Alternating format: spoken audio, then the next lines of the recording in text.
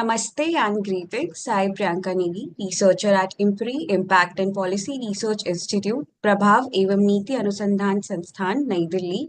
Extend my warmest welcome to you all to IMPRI Web Policy Learning. Today marks the 8th day of DFPGYF, Diplomacy, Foreign Policy and Geopolitics Youth Fellowship, an online international winter and spring school program, a 3-month immersive online introductory leadership certificate training fellowship program. This training fellowship program is organized by IMPRI, Center for International Relations and Strategic Studies.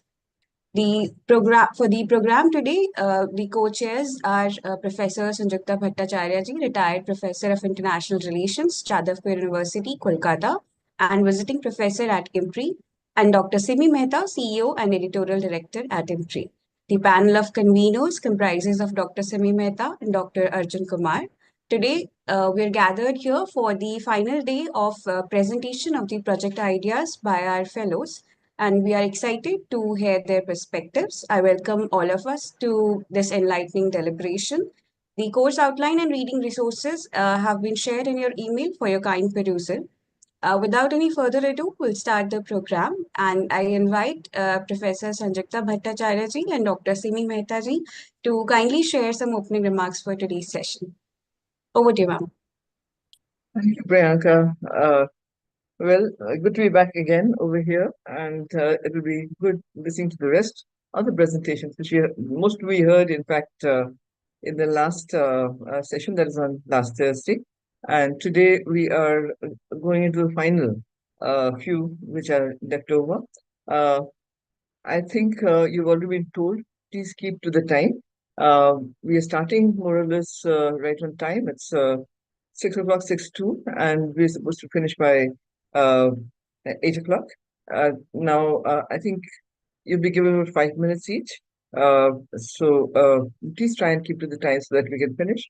In fact, I'm not going to take up much time here with opening remarks. I will, after you all finish, make some concluding remarks rather than basically this. So, Simi, if you want to say anything in the beginning, we can start. Ma'am, except for that, it was very interesting last week. So I really look forward to listening to the remaining participants' presentations. Right, thank you. Then we can start, Priyanka. We can start now, ma'am. Simi, ma'am, can you please give me the co-host access Yes, so I yes, can yes, give? yes. Yes, thank you, ma'am. Thank you. Then we can start, Priyanka. We can start. Yeah, please check Priyanka. Yes, ma'am. Yes, I have. So our first participant for today is Miss Pooja Nandini. Just let me give you the access. Yes, to everybody, just a short announcement. Please accept the promote as panelist link that we're sharing. Request that we're sharing with you all. So you can then access the share button on Zoom and also the video and audio feature. Pooja ji, in the meanwhile, you can start if you're ready with the presentation.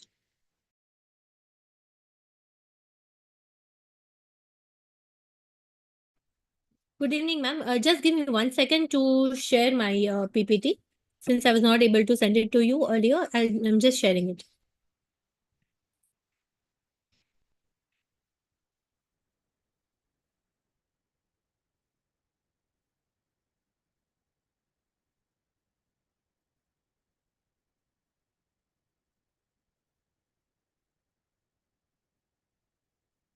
Okay, meanwhile, while it's opening, I'll just give you a small introduction, a very quick introduction. My topic of research is India as a bridge or a mediator between the global north and the global south. Since a lot of thought has already been put into analysis of like bilateral relations between India and various countries, I thought I'll go for something which has not been looked into. So I have a small poem that I can just perform before I move to the PPT. My poem is titled The Bridge Named India. I am an ancient bridge from the legends of yore. The sands of time shift, but my feet remain planted on the shore. I look to my north. It is wealthy, watching, wary, but watching still. I look to my south. restless, rising, running through the mill. I do not bow to the storm or the sun. I do not bow to the east or the west. I outstretch my arms to both worlds. A messenger, a mediator, peace is my quest. Who do you stand with? Who do you stand with? They ask me. From time to time, they ask me. I stand with the unheard, the chained, with the flying, with the free. When I walk into conference halls with words like equity, justice, and peace, they reply with words like currency, carbon, crisis. My heart stops and my thoughts cease. The North sees me as a market and a pawn. The South, it sees me as a beacon and a guide. And though I herald a new dawn, they both try to take me for a ride. Yet I rise. Yet I rise, carving my own path without fear. Yet I rise and shine both far and near. I am a bridge, unbowed, unbroken, and my story is just beginning to be spoken. Thank you. I'll quickly try and go to the PPT, which highlights. Ma'am, I'm not able to share it. Can someone else start, and can I come back to the PPT? Or I'll just try one more time to share. Pooja ji, are you not able to share your presentation? Yeah, I've tried the share button, but like my screen is not getting shared. But I'm still trying. So meanwhile, if someone can start, I can just pop in between and run through the Sure. PPT. Vipra ji, can you go next? Hi, yeah, just a second. I'll just share my presentation. Uh,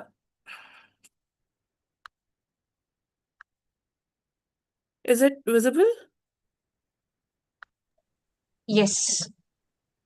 Okay, in the meantime, ma'am, I'm sorry. I know you were excited about the Arctic topic for the paper, but I ended up changing it a little bit. So, my topic for my research now is the Baltic Sea in the new geopolitical order. The region is changing, and it's high time we move our attention there as the next region, as it's the potentially the next region of conflict. Um, so in my research, I'm focusing on how it is emerging as the center of NATO-Russia rivalry. I begin with exploring the what the dynamics of the region are. So I have marked these geopolitical markers which sort of heighten the tensions within the region.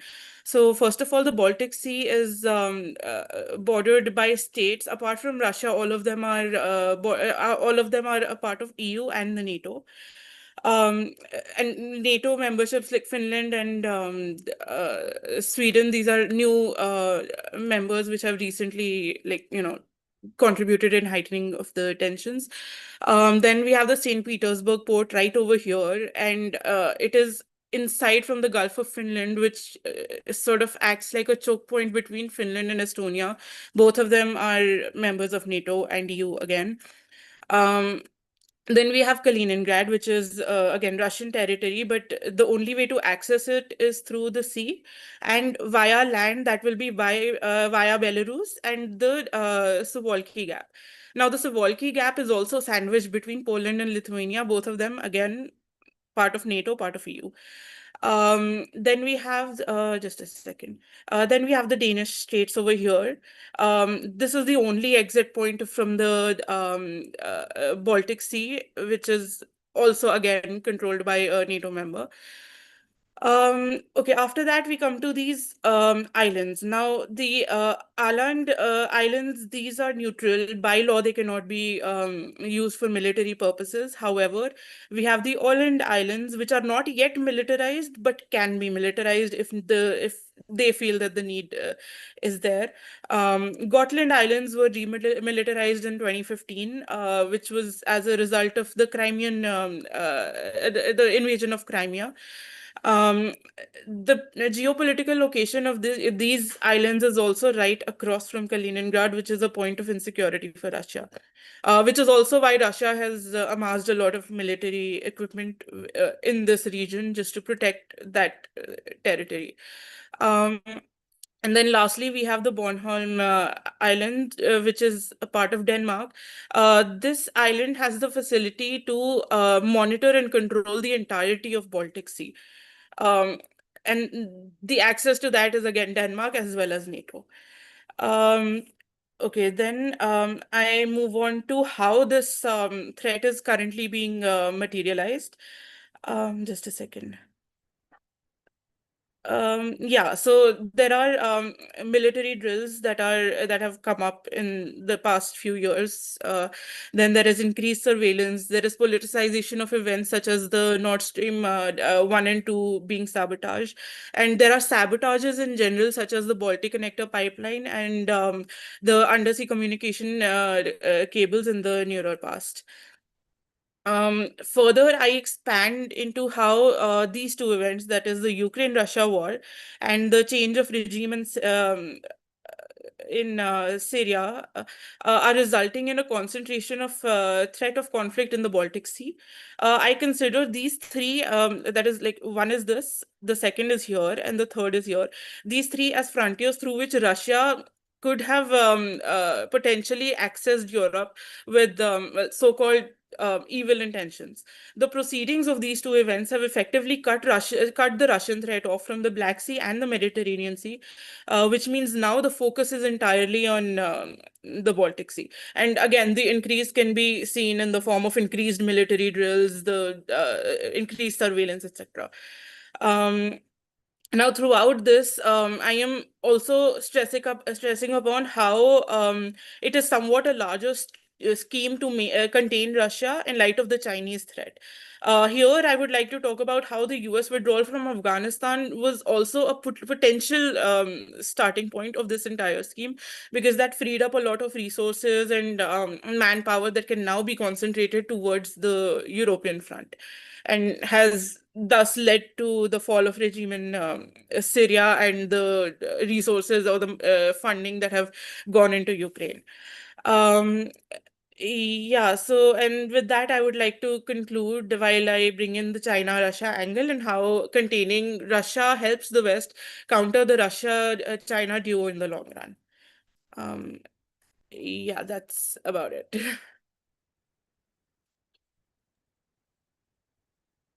Thank you, Vipraji. Thank you, Vipra.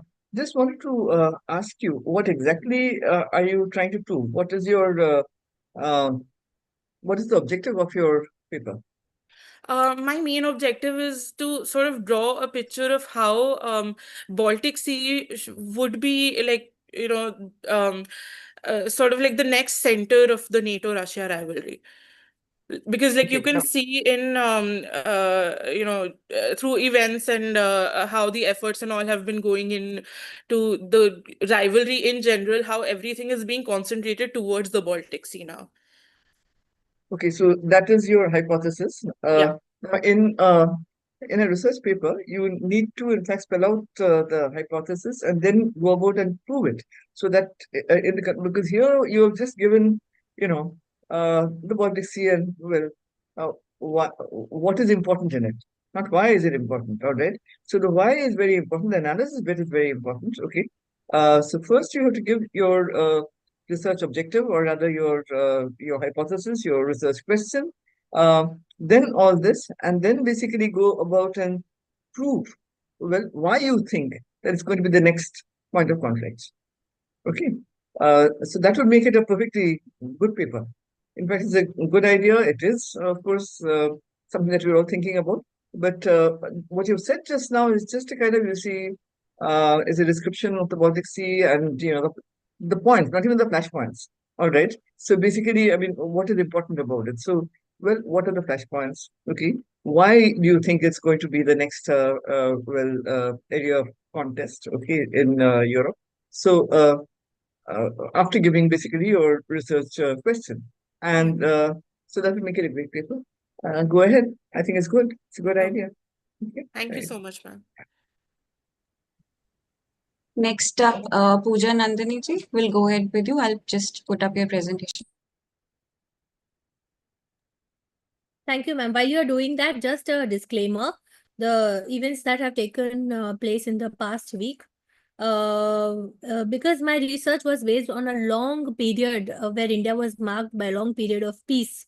I'm hoping none of that changes what I'm about to research. So, India is a bridge between the global north and global south. Next slide, please. This is keeping in mind the recent influence India has had, where we are able to talk in the language of the developing as well as the developed countries. So I think we are in a unique position that not many countries can be in. So the new alignments and keeping in mind how even the West prefers democracies like us compared to China, India has a unique role and a new responsibility, I feel, to act as a mediator to continue championing global South causes, even in Western-led institutions. So recent successes like, next slide, please. Recent successes like the COP we hosted, our multilateral engagements, these all point out that there is a lacuna within the multilateral diplomacy going on, and India can act as a mediator between the two apparently divided areas. Next slide, please. So the main questions of my research would be, what is India already doing to maintain this equilibrium? How has India shaped institutional processes recently? Like I can give the example of International Solar Alliance. What constraints it faces for its role? And how does the strategy compare with other emerging powers? Thank you. Next slide, please. So my methodology would primarily involve case studies, official documents. For example, for trade, I'll be picking up WTO documents. For climate diplomacy, it could be the recent UNFCCC reports. So all the official data. Next slide, please.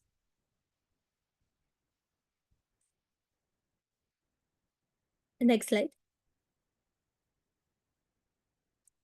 So this is quite a new theory I wanted to look into, and I would like to know if I can go ahead with it or not, since this is my first time that I'm getting an opinion on this. I was not able to share the abstract last time.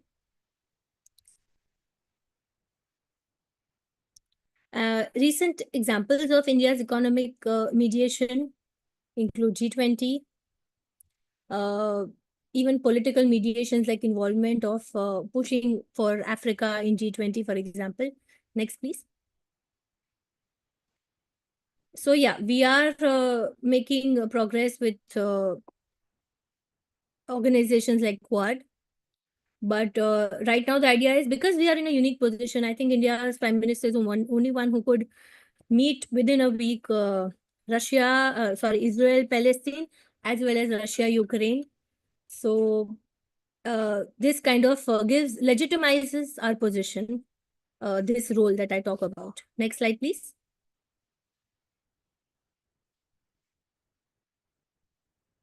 Yeah, climate diplomacy. So ISA, as I talked about, and all the other initiatives where we have been pushing strongly.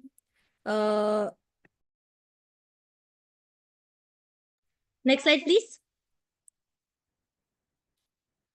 Okay, so the preliminary findings would be that despite our leadership, we are facing constraints. Sorry for the errors, network problems. Yeah, can you go to the next slide? Okay. Yes, so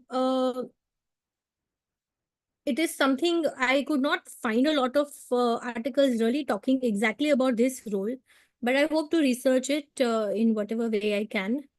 And keeping in mind recent events globally, I think I have a window of a new topic here, a good research here. I'd like to know your opinions. Thank you.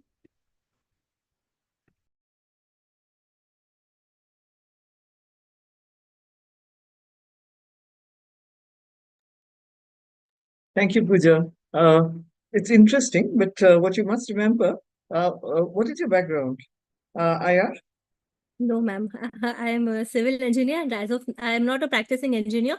I teach French and Spanish. So with French, it's also like I work in something which is called an immersion program where we teach culture as well.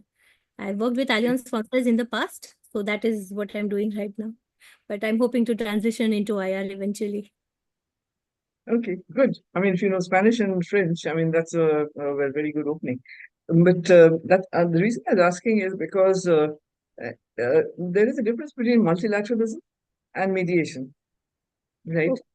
So now we are basically following, as you said, multi-alignment possible. I mean, it's not just we don't align with anybody. It's not even multi-alignment. We are following a multi-partnership kind of a program, and I personally don't believe that non-alignment has really ended, but it has changed its character completely. Okay, because are we aligned with anybody? Do we have any allies? Allies would mean, military or whatever. No, we don't. Okay. So basically, we try not to get allied, but we follow a kind of multilateral diplomacy, all right, which of course involves all, and that is what we've been doing. Even during Nehruvian time, okay, we did take assistance from both the East and the West, all right. I mean, wherever we got it from, where in fact it came without basically any alignment involved, all right. So basically, it is a continuation of the same policy in the 21st century sense, okay, to an extent. If you really look at it deeply, all right. Now, as a mediator, the one time that we did try to play mediating role was actually the Korea conflict, all right. Now, so mediation is not the same as multilateralism. Now, in the current context, of course, there are uh, uh, areas where you can look at India as a mediator in uh, global diplomacy between the North and the South, all right, and that, of course, is climate. So basically, I would suggest that you keep your paper uh, basically limited to climate change and the COP, the COP, all right, as such meetings, okay, where India does try to, all right, mediate, okay. Uh, the G20, what has it mediated? All right. The G20 in its Delhi meeting, they brought about this thing, you see, but they didn't mediate. All right. They brought about a kind of consensus, statement. But did that mean that the Ukraine war stopped? No. All right. So, where has it mediated otherwise? All right. But when it comes to climate change, India basically does try to mediate, and along with China and other countries of the global south, it tries to basically use its diplomatic skills, all right, to counter what the north is saying and try to find a medium position. So basically, this is one area where you can look at, all right. As you said, you have some research questions also added to your this thing. Please add those, all right. What are your research questions? And the reason that you have not found many articles is because it's very ambitious to say that India as a mediator between the global north and the global south. I Can I don't think that's change it to like the word mediator to more like a common point? Because let's say India has been also working not like China with the BRI concept, but more like inclusion of Africa. It's outreach to Africa in recent times. It's outreach to the islands in Indo-Pacific in recent times. So more like someone who's trying to bridge this gap between the North and South. Because while we are no longer, we cannot claim to be as developed as China is, so we are not in that league officially, but we are still reaching out to the Indo-Pacific neighborhood. We are still reaching out to Africa. So maybe in terms of just climate diplomacy and maybe yeah, that trade. is the foreign policy of India. I mean, reaching out the outreach that we have, and that is a part of countering China. It's not the global north. So when you talk, I mean, as I said in the last thing also, that you have to be very careful about the terminology, what terms you use. All right, a mediator is a country or group of people who try to mediate an end to a conflict. For instance, okay, at one point of time, the Sri Lanka conflict. I mean, there was a group from Norway, all right, which was trying to mediate an end to the conflict. Now, have we ever done that? All right, gone into a conflict zone or basically tried to resolve a conflict. As I said, the only time we tried to do that was in the UN, in the Korean conflict, and we were back in the 1950s, and there, of course, it wasn't much of a help in any case. All right, so after that, when it comes to mediation, well, if there are issues, what are the issues which are there? You can take that up. I mean, think about it. All right, so India as a mediator. All right, outreach is very different again from basically that's because that's our foreign policy. All right, we are reaching out to Africa, we're reaching out to to countries which are interested in the Indo-Pacific. All right, we have to go out and all that. But is that mediation? No, that's countering. All right, as such, that is partnership. All right, getting together. So Ma'am, mediation is when you try to come to a if I yeah. focus on the climate diplomacy, for example, the progress we've made in like world uh, forums, what Yeah. exactly can I narrow it down to for this to be a like What are the viable? main issues between the global north and the global south? Okay, so take on the main issues, all right, as such, and what are the consensus points, all right, which India and China and other countries of the global south, especially India, has been able to kind of, you see, negotiate with the North. All right.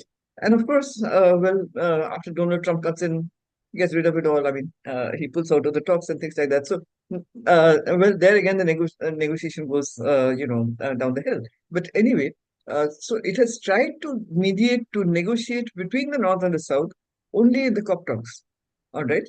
Also in the trade forums. I mean, that's the other that you can take up, in the WTO. It's acted as a mediator. All right. India's role as a mediator between the North and the South in the WTO. You could think about climate change, you could think about the trade negotiations too. Okay. And going back to Uruguay round, all right, as such, you could go back to GATT and then you can follow it up, all right, to the WTO. All right. So there are two areas where you can talk about India as a mediator between the global North and the global South, if that's exactly what you want to work on. All right. Yes. But you have to be careful that you don't mix up multilateralism, you don't mix up India's foreign policy aims, objectives with basically negotiation or mediation. Okay. Thank you so much. Okay, Richa, thank you.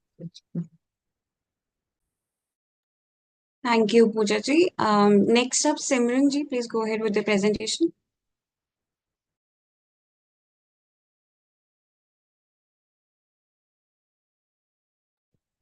I'll just share the screen in a minute. Give me a minute. Okay.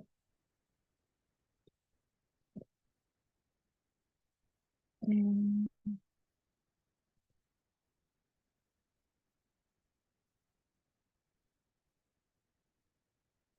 Can you share the screen from your side? I think there is some issue. I'm unable to share the screen.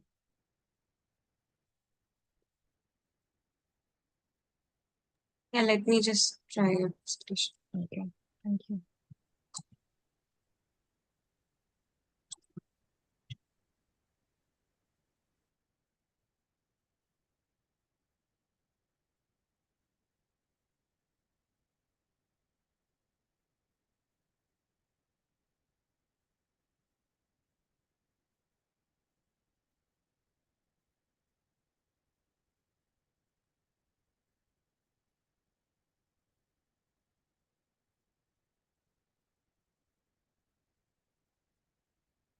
Okay.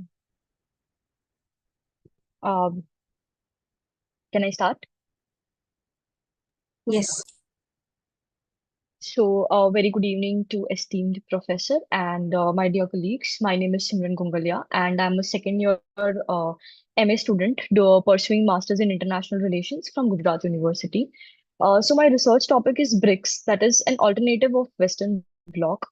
So, the reason of choosing this topic is that, as we all are seeing these days in news, how the Western Bloc, specifically Trump, is taking decisions and affecting the rest of the world. So I feel that it is very important that a organization like BRICS emerges to not alternate, to not alter, but to count. To alter and counter uh, Western Bloc rather than rather than replacing it. So next slide.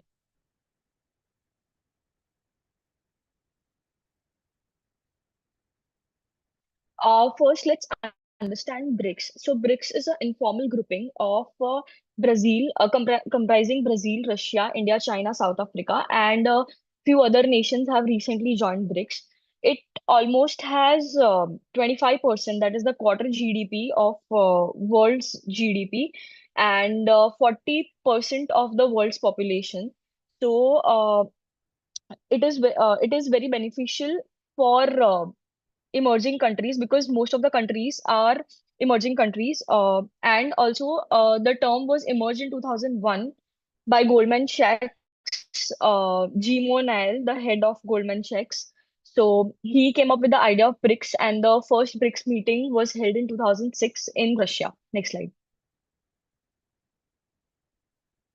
Let's understand the difference between BRICS and the Western Bloc.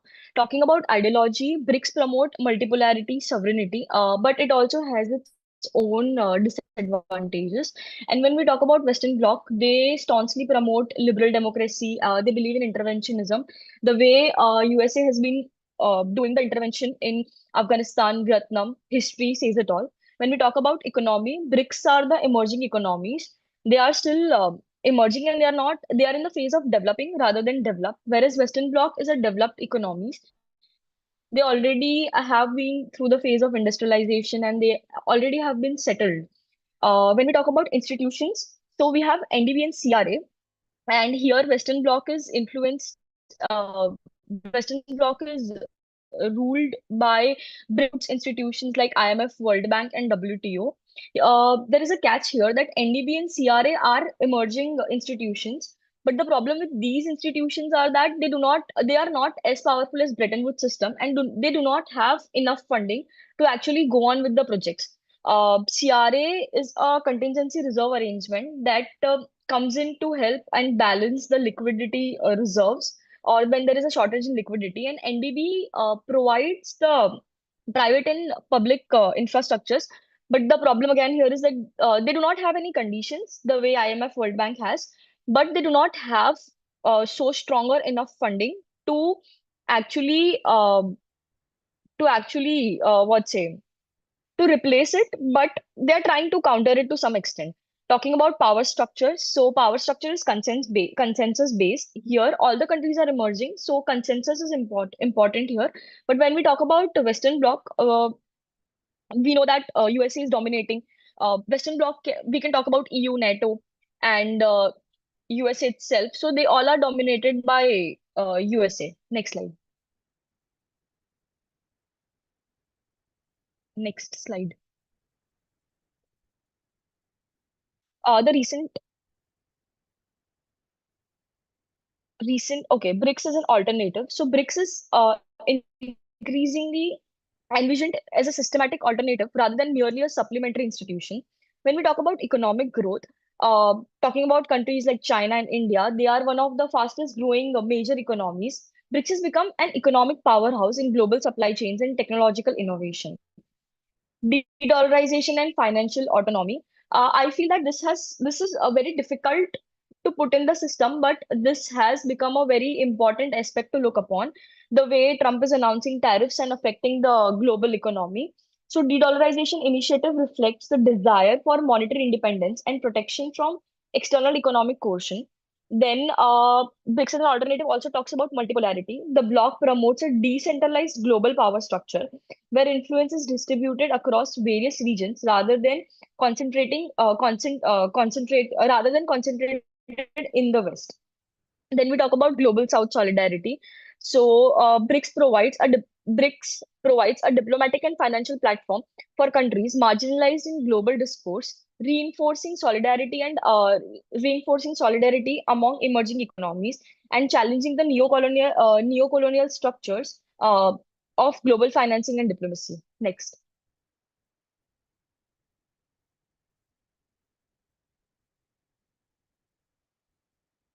Uh, as BRICS is an emerging organization or a grouping, they also have limitations. Despite its aspirations, BRIC faces significant internal and structural limitations. First is that the bloc comprises of diverse political systems like liberal democracy. When we talk about India, Brazil, South Africa, they all are liberal democracy.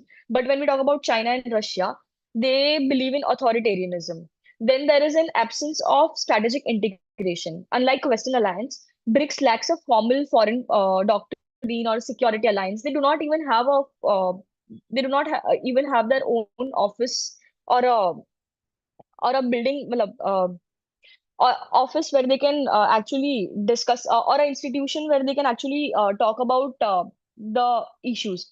Then another issue is China's dominance. So China's economy preeminence and geopolitical assertiveness shows that China's dominance might affect the other emerging countries.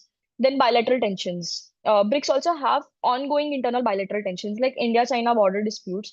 Then Brazil is very inconsistent with the participation and institutional weakness. So when we compare to IMF, World Bank, and or a institution or a group like NATO, BRICS institutional capacity remains under resources and remains comparatively weak. Next slide. To realize its full potential, BRICS must adopt a coherent, long-term strategic vision. First is that they should focus on institutionalization. Establishing a permanent BRICS secretariat would enhance coordination, institutional memory, and policy continuity. Then there should be an internal cohesion. Diplomatic mechanisms are needed to mediate internal conflict and facilitate consensus across diverse political and economic contexts. Strengthen NDB and financial instruments. So NDB should expand lending in local currencies, attract new members, and create innovative financial products tailored for a global south. Then promotion of a local trade currency that I already have discussed in the financial instrument. Then BRICS Plus as a strategic expansion. Membership's expansion should be value aligned and not merely based on numbers, focused on countries that reinforce BRICS core objectives. Then last but not the least, the cultural and the academic diplomacy. So establishment of think tanks, academic exchange platforms, independent media can help shape a shared narrative distinct from Western bloc. Next.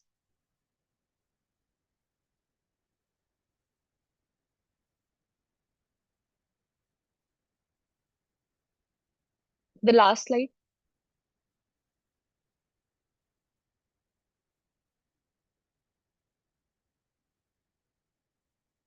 Uh,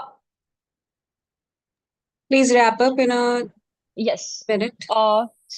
In conclusion, I would just like to say that BRICS does not seek to replace the Western-led world order, but to reconfigure it. Its vision is one of the coexistence and pluralism rooted in sovereignty, inclusivity, and equity.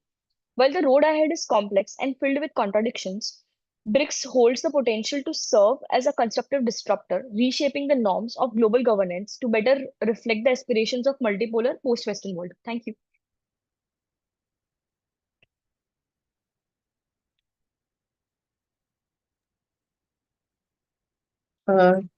Thank you, Simran. Uh, Good, but may I just make a couple of suggestions? Okay. Yes, ma'am. Because you are comparing an organization, all right, which is a multilateral organization, with the so-called Western Bloc. Now, Western Bloc, what do you mean by the Western Bloc? Okay. Uh, that is not defined. I mean, there is the NATO in the West, there is also EU, there are other organizations there. So basically, I mean, you cannot uh, compare one organization with uh, something which is rather vague, all right? I mean, and when it comes to Western Bloc, all right, as such, I mean, there is no such thing as the Western Bloc right now, all right? That was there during the Cold War period. But can you really talk about the Western Bloc and the Eastern Bloc? Okay. It's the global North and the global South we talk about rather than the Western Bloc. And so you talk about Bretton Woods institutions and all that. Why don't you just focus on the BRICS? All right. Focus on the BRICS since you're working on the BRICS and basically analyze its capacity, all right, for becoming uh, a more positive Because so far, all right, I mean, you pointed out the challenges that it faces, and uh, what has it achieved so far, except adding more, or at Middle Eastern countries to the BRICS, all right? Okay.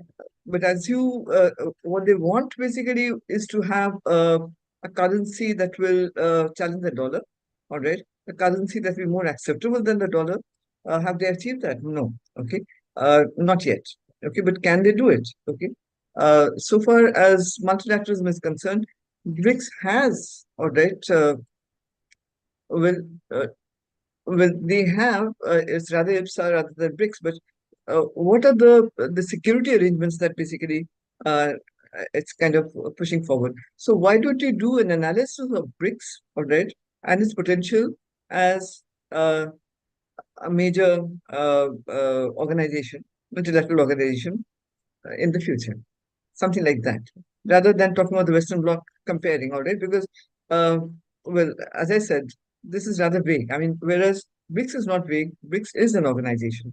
So compare something which is concrete with something which is concrete, not with Okay. something which is not concrete. Okay, so BRICS, and just focus on BRICS itself. I mean, there's so much of work to be done. There's so much of work which has been done.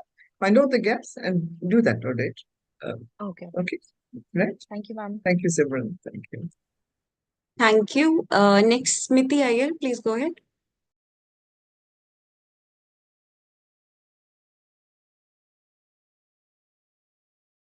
Ma'am, am I audible and is this screen visible? Yes, you're audible and it's visible. Please go to the presentation mode. Yes. All right. So, good evening to the esteemed professors and my fellow colleagues. So, my name is Smiti Iyer, and today I'll be presenting on the topic navigating the local from the global lens, promoting diversity through India's gastro diplomacy. So, before I present, let me briefly explain what gastro diplomacy is. So, basically, it is another alternative word of the culinary diplomacy. That's what I'm going to emphasize on my research essay. So before I move on to the main topic, I'll also first give a brief overview about the soft power, because gastro diplomacy is an aspect of the soft power. First, I'll also emphasize on the soft power definition by Joseph Nye, who considers soft power as an alternative method of the hard power, which is the manipulation and influencing the other countries through soft means, like without any weapons and all that. And then I also talk about the relevance of the soft power, why soft power is important in today's time. Then the various ways in which soft power, like of which India is projecting its soft power, and then success stories, how successful it has been so far globally by incorporating various aspects like literature, art forms, fine arts, and performing arts. Then I'll come to the emphasis of gastro diplomacy, how it's been an effective medium for India's soft power projection. So this is what I'm going to include in the introduction. Then comes the theoretical framework. So I'll first include constructivism. Why constructivism? Because it focuses, or it also considers, or it explains why India wanted to achieve its national interest, or why India wanted to be superior around all over the world through gastro diplomacy. So this is the reason it gives. Now it comes the contact theory. So through gastro diplomacy, India will able to bring effective and strong relations with other countries in the world. Then comes the nation branding. So gastro diplomacy is also one of the key areas or key aspects for India to brand itself. And as I emphasized earlier, that it is also one of the main main factors for the cultural diplomacy as well, for when it comes to providing Indian food to other countries.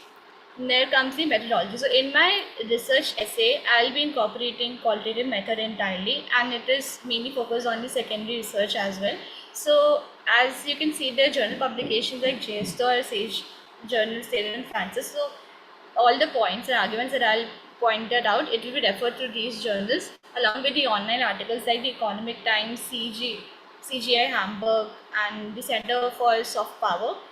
And when it comes to substantiating my arguments, so to make it easier, I'll be using images, then for Canva, I'll be incorporating flowcharts to make any event easier and efficient. Then use of artificial intelligence will only be used for the image generation as well as refinement of a particular aspect or topic. But I wanted to point this ethical consideration that like I won't be dependent on AI at all in my work. Now, when it comes to the main findings, so I'll begin with the historical emphasis of what I would like to convey on my topic. So I'll be giving so my first topic will be based on gastro diplomacy as a tool for diplomatic dining.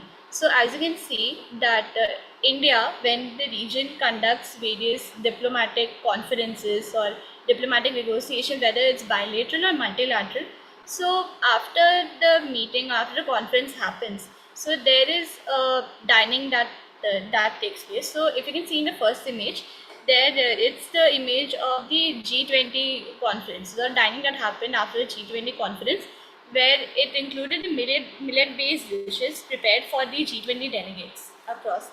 And in the second side, as you can see, it's a diplomatic dining or after the bilateral meeting between the India and the US among Prime Minister Manmohan Singh as well as the President Obama.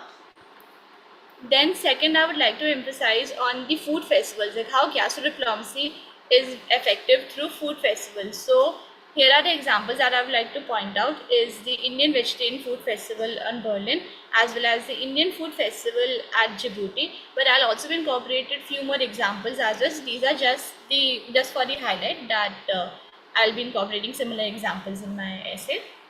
Next, now my last finding would be based on the gastro diplomacy through Indian restaurant. So the establishment of Indian restaurant across the world also places key emphasis on how Indian food is actually very popular across the countries or across the countries all over the world. So first, as you can see in these two pictures, my first picture talks about Bombay Beach at USA. It's the name of a restaurant at US. Then there's this Ganesh Ek Sanskriti is also another Indian restaurant at Indonesia.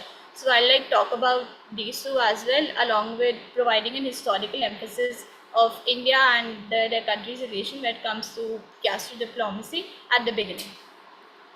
So the conclusion, I'll first talk about the summary of the key findings that I have collated so far. Then I'll also talk about how gastro diplomacy today is very, very relevant in international relations. And then I'll also put forward the possible recommendations and solutions to enhance the gastro diplomacy in future, as well as how it can be enhanced even today. So thank you. That's my end of the presentation.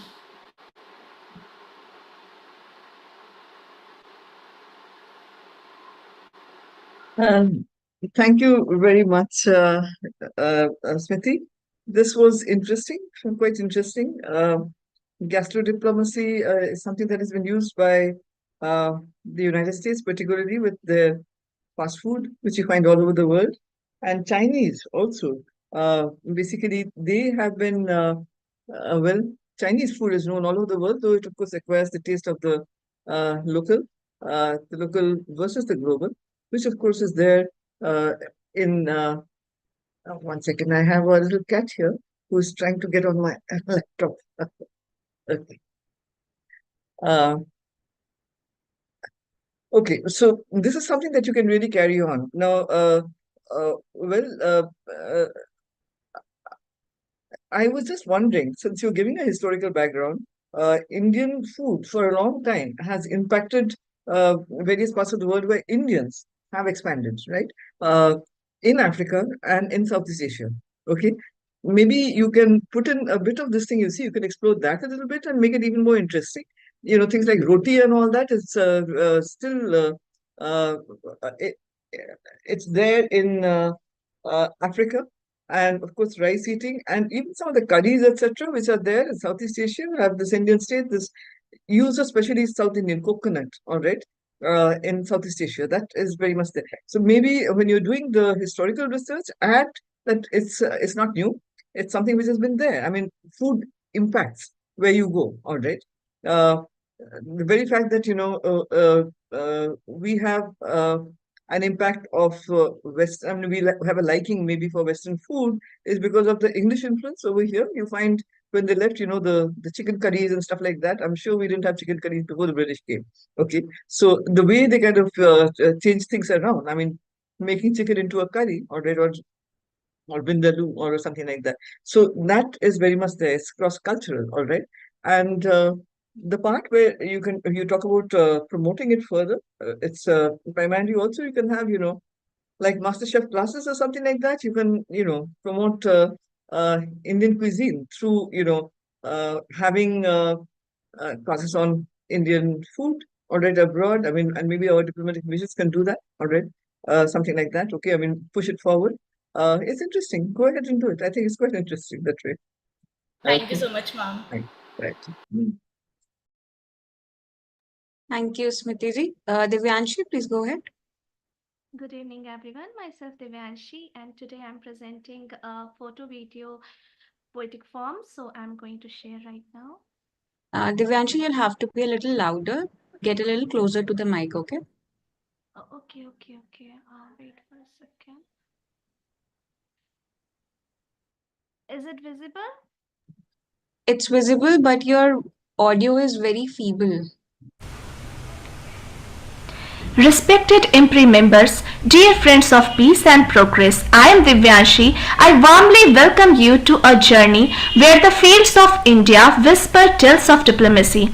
Today, through a poetic photo essay, let's explore how India's sustainable agriculture blooms as a gentle force of soft power uniting nations in a shared vision of harmony. Let's begin with the first slide of Fields of Influence. In fields where dawn and dreams converge, a world unites. Its hope resurge. Through soil and seed, we softly sway. India leads in a diplomatic way. Esteemed audience, India's fields blooms with diplomacy. Picture a golden sunrise over Bihar's wheat field, where farmers of India's the heart and soul tend the soil that feeds us and fuels our economy. These fields aren't just about crops, they are stages of diplomacy. With 85% of our farmers owning small plots, India's sustainable practices like organic farming and water saving techniques shine as a model for the world. My research shows how these efforts bloom into soft power, inviting nations to join hands for a greener, more peaceful future. It is not just farming. India says, let's grow trust together. Let's us now turn to slide 2, Rajasthan cultivating trust. In the desert's heart, where trust takes flight, olive whispers peace by starlight. With allies joined, the earth's embrace, India carves a hopeful space. Now imagine Rajasthan sandy dunes where a farmer cradles an olive sapling, a gift from partnership with Israel. This isn't just about growing a new crop in harsh land, it is diplomacy at work. Rajasthan was among the first states in the country to adopt drip irrigation technology. By sharing innovation, India and Israel are planting trust, crafting a story of peace where olives, symbols of harmony, bloom. This farmer's pride reflects India's soft power, showing the world that we can turn deserts into dreams. It is a quiet kind of leadership that says, let's build something hopeful side by side. Let us now turn to slide 3, Nepal and Bhutan regional harmony. In mountains high, where friendships bloom, seeds of peace dispel the gloom. India's hand, a neighbor's guide, harmony flows side by side. Let's climb to the Himalayas where India reaches out to Nepal and Bhutan, sharing knowledge how to enrich these harvests. Picture like a small Nepali farmer learning new ways to protect her soil, her smile mirrored by a Bhutanese neighbor. This is regional diplomacy. India's as a big sister guiding them, like helping each other carefully. These ties weave harmony across borders, proving that sustainable agriculture can bind South Asia in a shared dream of prosperity. It is not about power. It is about lifting each other, growing peace one field at a time. Now let us turn to slide 4, that is global vision, a world united. From distant shores to the verdant lands, a world intertwined by farmers' hands, India's call a gentle plea for peace through green diplomacy. Finally, let's zoom out to a montage of global field, from Brazil, vibrant markets to Africa's rolling plains. India's sustainable agriculture connects these far-off places, sparking partnerships that pulse with possibility. This is green diplomacy at its finest, where India's leadership invites everyone to join a quest for sustainability. It is a call to action. Let's sow seeds. Thank you.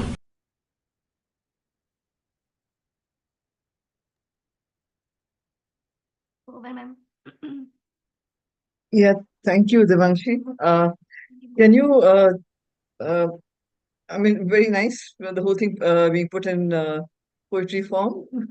It's interesting. But just can you tell me again your title? Yes, the title of my the research is the strategic deployment of sustainable agrarian initiatives, India's evolving soft power projection within the global geopolitical framework. Okay. Well, that's a pretty large topic. I mean that way. But when you're writing a research paper, this is very interesting. It was nice listening to you also, and with the pictures and all that. But when it comes to writing a research paper at the end of it, you do need to, well, maybe you can get the poem in a short form earlier, all right, that you've written. But basically, you have to go into a proper research paper format, all right, which is what are you trying to prove? Okay, what are the well, what is your hypothesis? Okay. Hypothesis appears to be that we are doing very well. We are kind of, it's a neighborhood first policy with Nepal and Bhutan, and also with Africa and green diplomacy. Okay. Uh, First of all, cut down your title, all right? Yes, Make it green diplomacy, and well, with the subtitle which basically has India's outreach, all right, or whatever it is.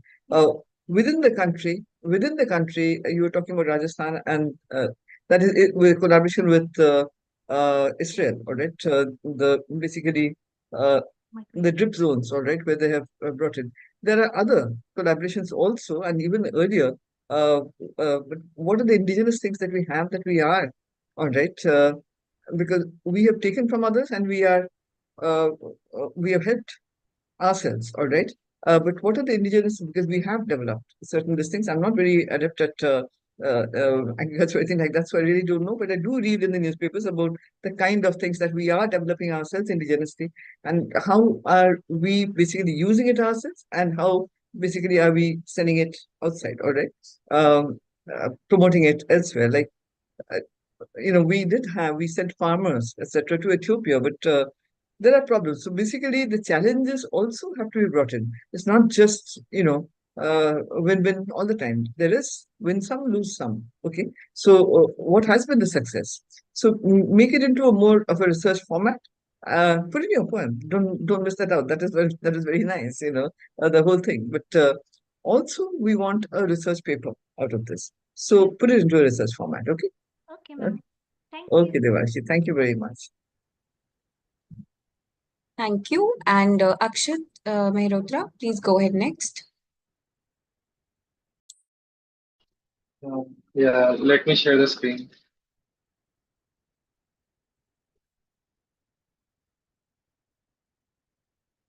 Is it visible? Yes, it's visible. You can go presentation mode. Yeah. So, good evening, everyone present over here. Myself, Akshat Mehrotra. I am a second year history honors student pursuing from Delhi University. So, the topic of my research is India's balancing act navigating US-China rivalry. So, basically, my motive behind choosing this topic is the current scenario going on. Like as we all know, we have heard in news like the trade wars going on between US and China. So how India is dealing between them?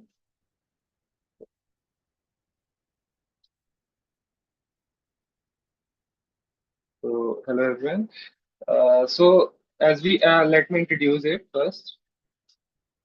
So the agenda of my overview, like there will be the introduction and backgrounds. We will learn about India's strategic response and the challenges and opportunities faced by India, and in conclusion. So let's learn about the background and introduction. In the 21st century, we have seen a sharp rise in geopolitical competition between United States and China, whether it's trade wars, tech rivalries, or territorial assertions. India sharing borders with China and strategic interests with USA has walked a tightrope. Traditionally guided by the principle of strategic economy, India avoids rigid alliances. India avoids rigid alliances, instead pursuing a flexible foreign policy. So in my research, we have explored how India balances its relationships, leveraging global power shifts while safeguarding its sovereignty and regional interests. So let's learn about the India strategic response. So India's strategic response sets on three pillars: diplomacy, defense, and economics. On the defense front, India has strengthened ties with US through agreements like BICA, while participating in Quad exercises to ensure a free and open movement in the Indo-Pacific. At the same time, India continues engaging with China through platforms like SCO, BRICS, showing that dialogue remains open despite border tensions. Economically, while trade with China is significant, over $100 billion, India is actively diversifying supply chains, boosting trade with US and Southeast Asia to reduce overdependence. So this is the image of the Chinese ambassador to India. In a recent meeting, I was the part of the Indian delegation where I had the insightful talks with the Chinese ambassador to India, which helped me a lot for me uh, to contribute in my research. So let's talk about the challenges and the opportunities faced by India. The balancing act is not without difficulties. As you all know, the Galwan Valley clash in 2020 reminds us the volatile nature of the India-China ties. Meanwhile, the scale of the Chinese imports, especially in electronics and pharmaceuticals, poses a challenge to India's economy independence. Yet India has used these challenges as stepping stones. It is the assertion leadership among global South nations and enhancing its influence in the Indo-Pacific. By investing in tech partnerships and leading multilateral dialogues, India is transforming its constraints into strategic opportunities. So this is the analysis the India strategic engagement with US and China. So as we all can see that there is a clear tilt to in the military cooperation within the US, and on the if we talk about the trade side, there is a tilt towards the China, as we have a lot of import and exports between India and China. In conclusion, I would like to say that India's response to US and China rivalry is not about just choosing sides, it's about persevering autonomy while maximizing advantage. In an age of shifting power centers, India is no longer a swing state, it is becoming a shaper of the global order. So let me end it with a beautiful poem. Not pawn nor prize in other schemes, India shapes its sovereign dreams. Through shifting tides and tempest calls, it walks the line but never falls. Thank you.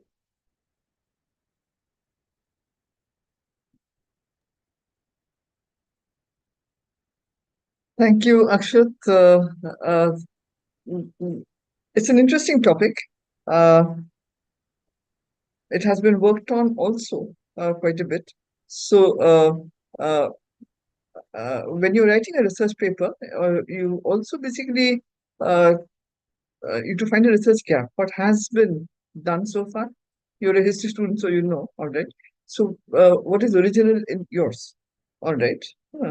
Uh, so that the conclusion that you come to. So, basically, by doing a review of literature, a very brief review here, of course, it has to be, find yourself a research gap, all right, on which you must focus.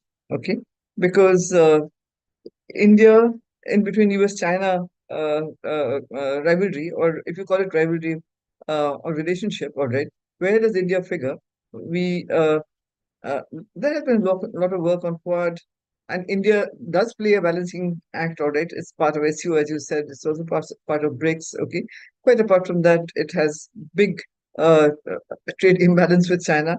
So we really cannot think in terms of, upsetting China. Uh, so all these are very much there, okay. Uh, but when push comes to the shove, all right, how is he going to act, all right?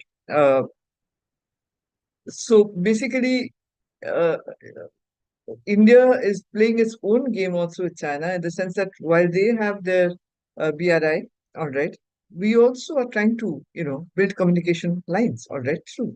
And here, in fact, it's not just the US, we are balancing with the Middle East countries, all right, very much so, and with the help of the European countries also, trying to build our own corridors, all right, in the Indo-Pacific also, okay.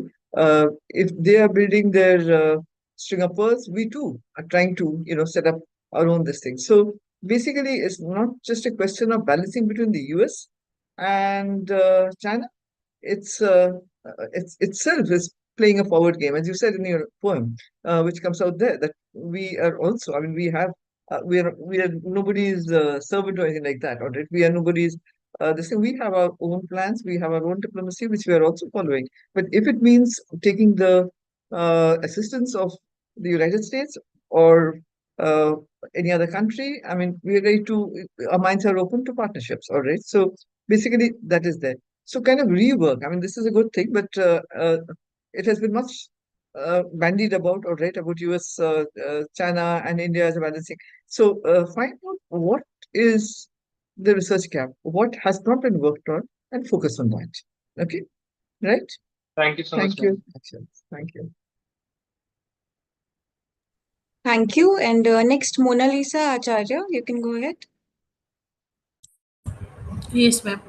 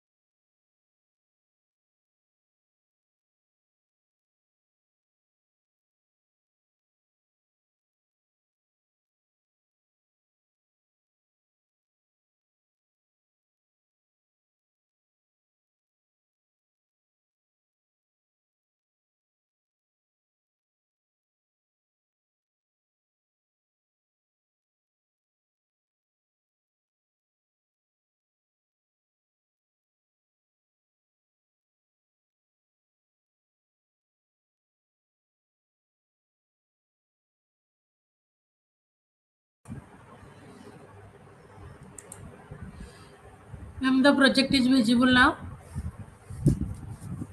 It was visible earlier, now it's not visible. Okay, ma'am. I'm trying again. Ma'am, now? Now we can see, now we can see, just go on the slideshow mode. Okay. Good evening, everyone. I am Mona Lisa Acharya from KIT University, Kids School of Rural Management. My topic was about climate change and maritime security, and with respect to India's growing concern.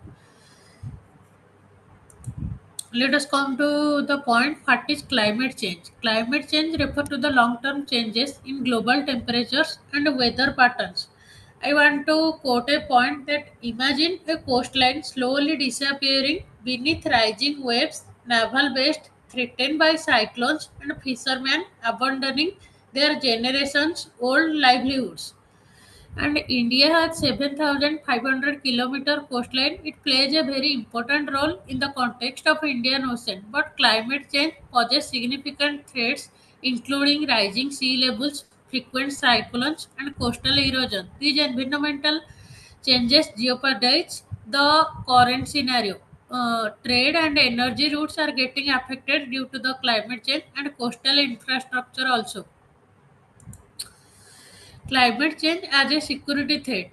Threats to naval base and ports and marine trade routes. Like the recent happening which was happened in the context of maritime, that the maritime piracy which was conducted by the African nation, that is affecting the supply chain part of our national security, and a humanitarian crisis due to climate induced displacement in the island country. For example, in the part of Andaman Nicobar Island and in the part of Lakshadweep, they are facing the climate change based hazardous effects. That's why people are migrating from their own original places, and it is impacting the fisher folk food system in the marine biodiversity, like the food web in the marine security. The coral reefs are getting affected, their color is changing and they are not getting the proper food. Strategic rivalries in Indian Ocean due to the opening of new sea route. Example, Arctic ice melt. This melting of Arctic ice create a new channel for the generation of new oceanic resources. For example, various type of minerals and petroleum and the gases, natural gases, which was very important for other nations and also for India. And India's strategic response, recent India's strategic response regarding to the current crisis. India has created certain alliances. For example, ICSS, Integrated Coastal Surveillance System, that was mainly focused upon a radar plus sensor to monitor India's coast. Enhanced maritime security post 2611 covers mainland plus island territories. And Operation Sankalp, it was launched in 2019 to protect Indian ships in Gulf. Navy escorts plus monitor vessels, ensure safe trade routes. Sagar, security and growth for all India, all the region.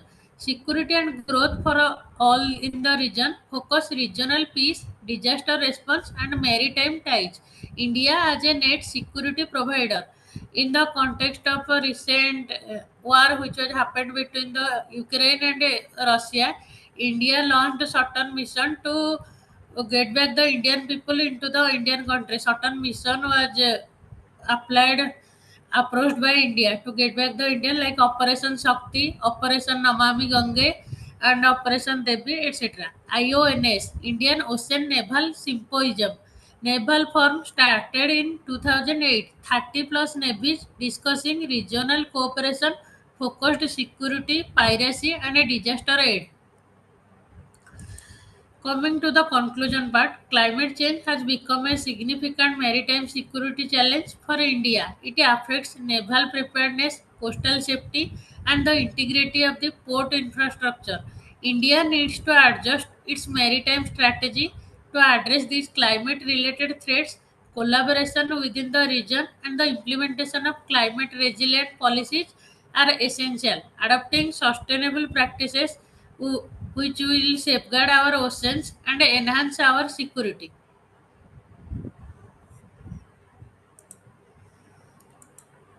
Thank you, ma'am. Thank you, Mona Lisa. Uh, it's a good presentation. It's kind of, you see, okay on its own, looking at climate change and what India's response has been. But there's just one thing that I wanted to mention over here, and that is primarily, excuse me, you haven't given much analysis, all right? Uh, Sagar, IONS, all this, has it really, how successful are they? All right. You have just given instances of where it has worked, but Yes. basically, how successful have they been? What more can we do? All right. We also have a neighborhood first policy. All right. There are other countries, all right, which are facing, like for instance, the Maldives, all right, and the Lakshadweep is ours, okay, Maldives. These areas are facing a greater challenge, all right, the island nations, okay. Yes, ma'am. So, in its neighborhood first policy, is there anything to do with basically climate change and its neighbors? All right. Uh, because that also is important, all right? Have we done anything? Climate financing, etc., giving loans, okay?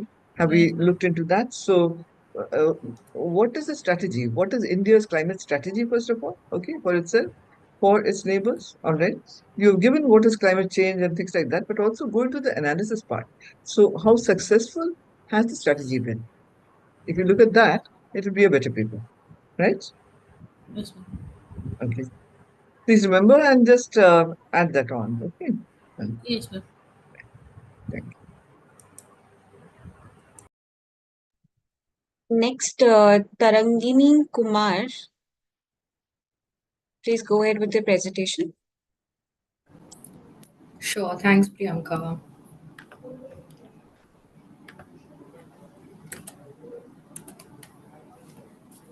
I hope my screen is visible. So, my topic Yes. is going to be great on geopolitics, focused on the Indo Pacific region, but we are also going to be looking at it through the media lens. The good news is that this is going to be short, like 2, 3 slides. So, research topic is framing the Indo Pacific, the media narratives and strategic perceptions existing in India, the US, China, and Japan. The research questions that this paper would be focusing on would include 5 pointers broadly: how the media narratives shape public opinion and influence masses, mapping recent geopolitical narratives and dialogues between the four countries India, US, Japan, and China. How are regional alliances like a Quad, AUKUS framed across different national media? How do media narratives align with or challenge the official foreign policy in these particular nations? How is soft power projected through state-backed or the mainstream media outlets? The sources would be mostly MEA and the mainstream media for all of these four countries. That's about it. Thank you. That was a pretty short uh, Tarangini. Basically, I really didn't understand what you're looking at when you're looking at media narratives. Could you explain a bit more about that? Sure. So mostly, predominantly, I'm wanting to focus on the Indo-Pacific region. Since I am not like, I don't have a background in geopolitics, I wanted to not kind of chew off more than, bite more than I can chew. So that is why I focused on India and the Indo-Pacific geopolitics. I'm trying to, so these 5 pointers under the research Just questions would. may I interrupt you a little bit? I mean, first of all, Quad is not an alliance. Mhm. Since you're not in Geopolitics, I mean, as I said, terminology is important. Uh, Quad is not an alliance, and AUKUS, India is not part of AUKUS, which is a bit of a alliance, all right? So basically, but India is not part of that. So how does that kind of figure into your, India's this thing in media narrative? So just focus on Quad, all right? Okay, and then please go ahead with your media narrative. Hmm. Okay. All right. Yeah. Thank you. No, Tarangini, explain what you're saying about basically how you're going to go about this media narratives. Yeah. Sure. So what I was thinking was to look at it to kind of do like a comparative study. So I've identified a few media, mainstream, mostly mainstream and national state-owned media outlets of the countries, of the governments of those countries. And so for say a certain event that I will kind of look at, we'll try to see how a media in India projects that particular news piece, and what is it that they are trying to, and why are they doing this predominantly? What is the narrative that through the media we are trying to influence the masses?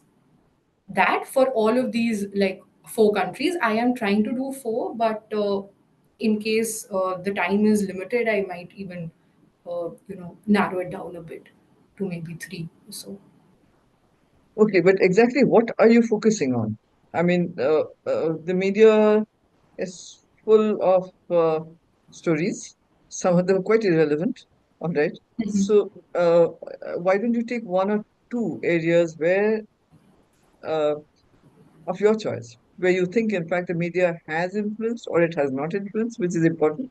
Okay. The audience, but how are you going to measure the impact media's influence?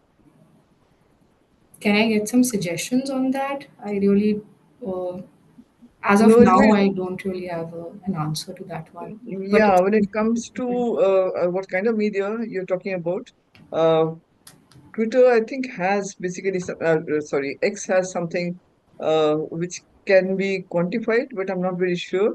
I have students who are working on this, but really this is not my area, the quantitative part of it. But so far as other social media are concerned, I'm not very sure how it can be quantified. And when it comes to basically the print media, I don't know, really. I mean, there's no way that you can quantify the impact it has on it unless you see basically something happening and then you find, well, uh, people taking to the roads, all right, because of that. So that would be media impact, all right. I mean, that happens when something like what has happened in Kashmir happens, all right, okay. But when it comes to the Indo-Pacific or the Quad, I really have no idea how you can measure the impact of the media. Okay, so rethink this a bit, all right, as to exactly maybe just uh, take X, all right, which can be quantified. I believe it can be. I mean, they bring out statistical data, all right. So basically, you can look into that and see what impact it has had, all right. How many people have looked at it? How many people, whether it's impacted them or not, you really can't make out. But how many people have looked at it? Yes, that can be all right. So even I think when you look at other listings also, the number of people who are reading something that is there, all right. So maybe you could look at some, as you said, government data, or and look at the kind of, you see, look at the social media and see how many sightings it has had, viewings it has had, something like that. I mean, I wouldn't know how to do this, but I know that there are students of mine who are not here in India, in Germany and the US, they're working on something like this, all right? I mean, violence and all that. I mean, how that is spread through social media and they quantify it, all right? So, so, right. So, ma'am, I think that like what happened during the US elections is what I know. hmm, So basically, like I think the metrics that a lot of companies, media companies refer to will right, be views as well right, as revenue. So revenue numbers aren't like freely available. However, I think views and maybe like matching it to what we saw during US elections, etc., can be a good way to look at it. I think I'll be able to manage the metrics there. So yeah. basically, we'll probably try to focus on a big event that probably happened, say, in a US or in a Japan or an India or a China, and then how it impacted the viewership of the media channels for that month vis-a-vis the other past months, maybe. That would be a good idea, and that would also be a contribution. Yeah, go Okay, ahead with that. Okay, right. sure. Thanks a lot. Thank you. And Hirsha, you can go next. Yes, just a minute.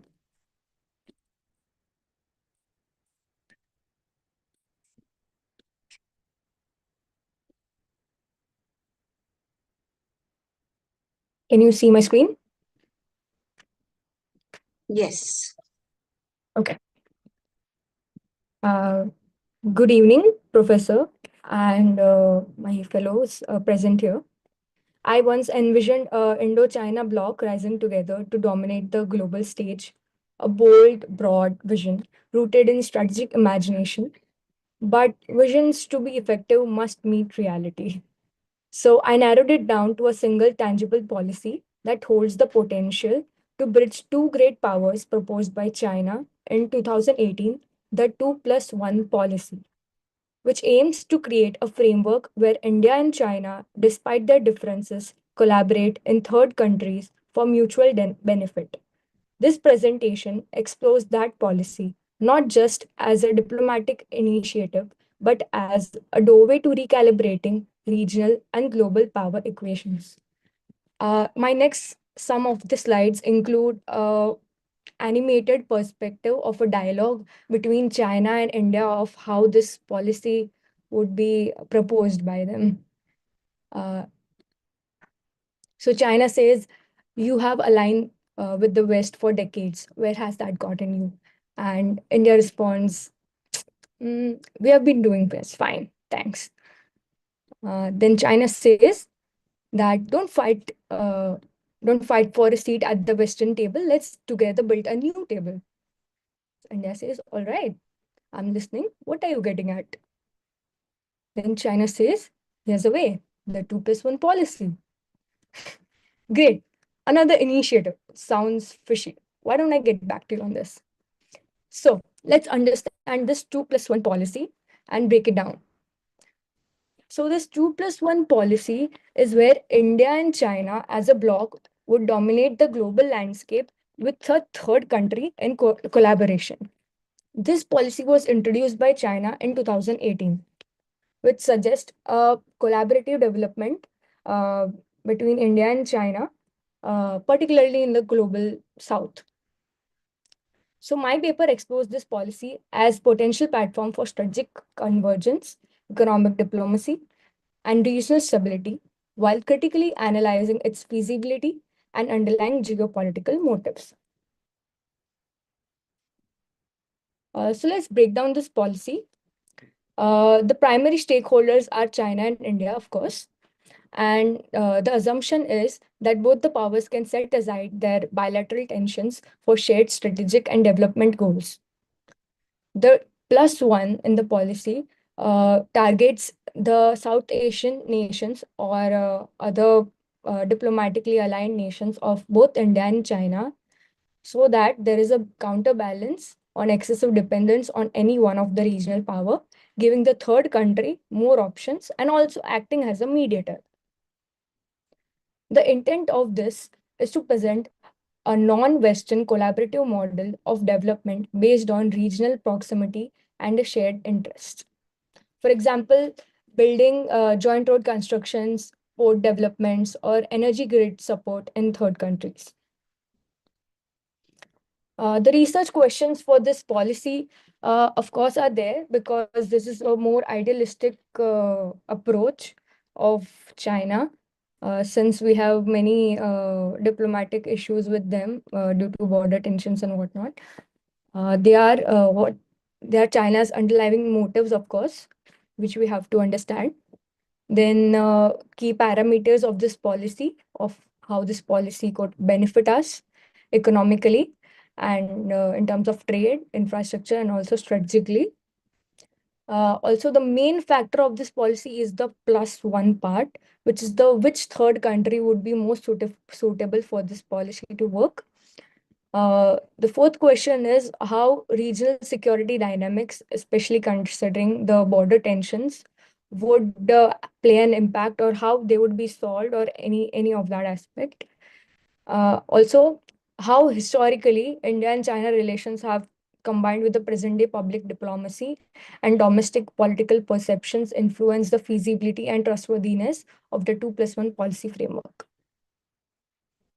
The methodology which I want to pursue is a qualitative analysis, understanding the motive and strategic intent, which and the focus would be to unpack China's strategic motive behind proposing the 2+1 policy to India.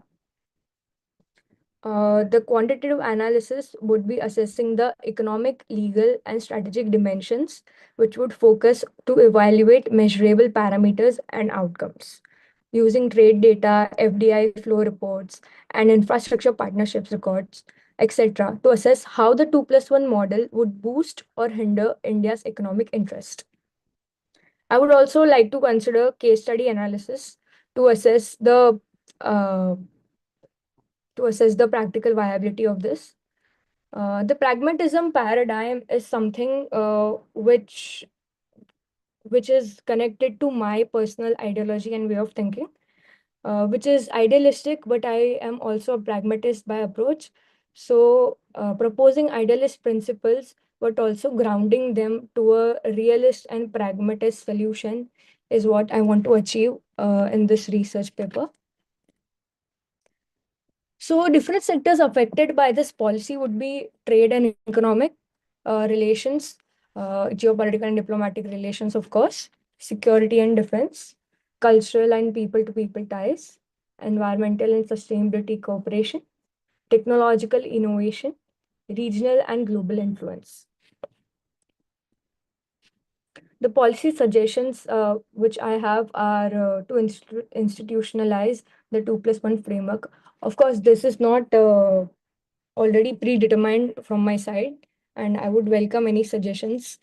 But this is what I have in mind right now, to institutionalize the 2+1 framework into a more pragmatic approach so that India can collaborate with China.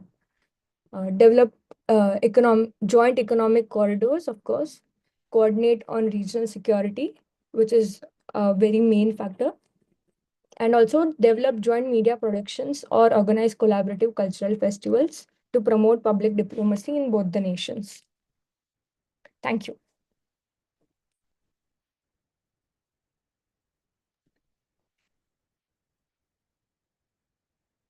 Thank you here. That was a pretty dramatic presentation.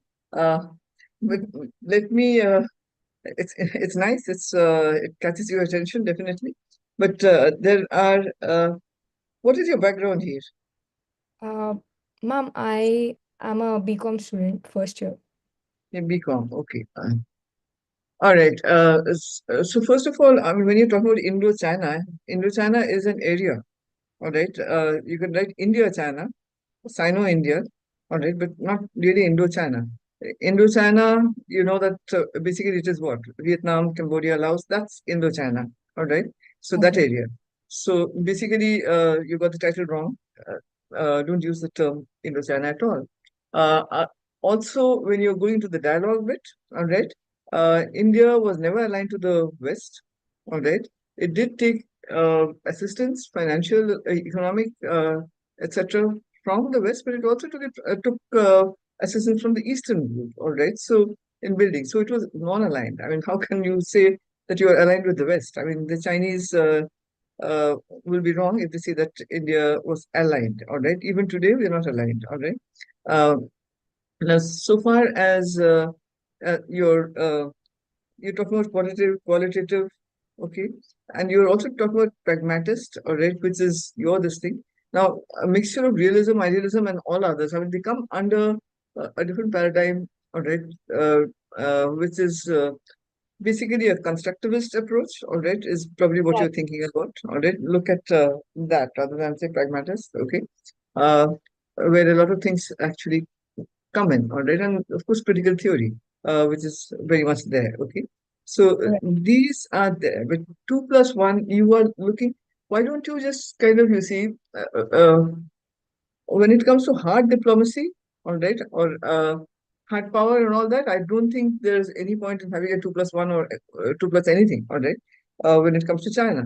But when it comes to soft power, so 2+1 diplomacy, and basically it should be, why don't you focus only on soft power? I mean, you're talking about P2P, you know, people to people. You're also talking about uh, cultural diplomacy and all that. Okay, Right. collaborative. Okay, so why don't you just focus on uh, 2+1 in soft power? You could talk about what China suggested, and your alternative could be basically that maybe it's not possible so far as hard power is concerned, but well, a soft power or a kind of smart power, all right, approach to a 2+1 this thing can benefit both countries. Okay. Uh, Maybe you can just reshape it a little bit, rethink it, okay? But the biggest thing is don't use Indo-China, all right? Uh, Uh, was but just that is a specific area, yeah, because right? it was an animated dialogue version, and I did not intend to say that India is Western aligned. It was just what China would say about India, of course. Yeah. That I could make out that, okay, China can say that we are Western aligned, definitely. But as I said, Indo-China is a specific area. So you're talking about India-China, okay? Right. Yeah, Okay, right, I right. will So correct. change, yeah, your topic has to be Yes, ma'am. reframed. Okay, right, right. Thank you so much. Next, ma'am, I'll be putting up a video presentation by Miss Avantika. She couldn't be here in the session due to some professional commitment, but I'll be putting up her video and we can have your remarks on that. Is that fine, ma'am?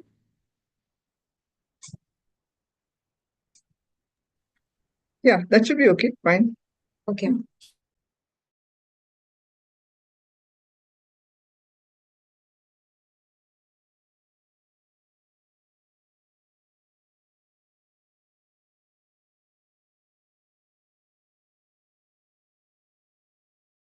Hi, so my topic for this research would be the never-ending persecution of minorities in Bangladesh. And this topic agenda would be this is basically for this presentation. So first the introduction, then Bangladesh's history, then how is it connected to India and has been connected to India, then also methodology, then research upon minorities and their persecution, then also recent coup and its aftermath. How can social political stability be achieved in such a volatile region? Then India and Bangladesh foreign ministers' stance on the current situation, and then sources and references. So starting from the introduction, so essentially in 1941, when Bangladesh was part of India, they had around 28% Hindu community in Bangladesh, which has now been reduced to only approximately 8%. And there is a huge potential of it being reduced furthermore. Also, this particular stat is about Hindus, but there are other minorities as well, like Buddhist community, Jain community, so on and so forth. So I would be doing some kind of research on that as well, which I would be adding in my research paper. Then coming to the history of Bangladesh, that how it was formed. Basically, first how West Pakistan and East Pakistan were formed on August 14, 1947. Then how they fought for almost 2 decades for the Bengali language and other issues also, which both, I mean, essentially it was one country but different directions. So what they had between themselves. Then also hurdle in East Pakistan government formation, then battle between West and East Pakistan just before Bangladesh came into being, and then the formation of newly independent state, which is Bangladesh. After that, its connection with India. So having said that, it was a part of India. Culturally, Bengali is a language which is spoken in West Bengal and Bangladesh. So there is a lot of cultural ties which are present, also business ties and diplomatic relations which are present. And a lot of Indian stalwarts were either born there before independence, before Bangladesh gave its independence, or they had gone there to study. So that kind of connection and so forth, whatever is there, there's a huge history of India and Bangladesh. And having said that, when Sheikh Hasina was Prime Minister, she had also signed a lot of MOUs with Indian government, which was not long back, which was around June, July 2024 only, just before the act. So that is there. Then research methodology. So I am currently working on the questionnaire, and I also plan to run it across think tanks and the government officials who are working in this capacity. However, this is one place where I would need some guidance from the faculty experts from IMPRI as to how can I approach them. how can I basically lay foundation to do this kind of primary research? Also, if they can help me with some government officials, details who can probably be interested in commenting on the situation or maybe sharing their insights in person.